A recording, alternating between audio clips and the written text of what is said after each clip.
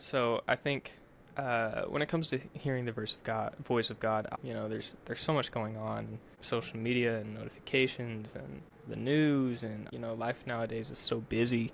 You're right. And we can categorize all that as noise. Anything that's going to distract us from hearing the voice of God can be we can put in that category of noise, right? And so I think it's very important, to get our gain-staging right, to determine how much of God's voice are we going to let in versus how much noise are we going to let in, right? And the Bible even tells us how to do that. It gives us many examples. And it's very interesting most of the time in Scripture. Well, I don't really know about most of the time, but a number of times in Scripture, God's voice is heard very quietly.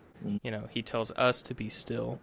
Right. He tells us to be quiet, to hear his voice. And there's obviously that very popular Bible story about the earthquake and the wind and the fire, and then God's voice was in a still small whisper. Right. It's not noisy. So it is very possible to hear God's voice above the noise, but it's very difficult, and you're not going to get a clean signal.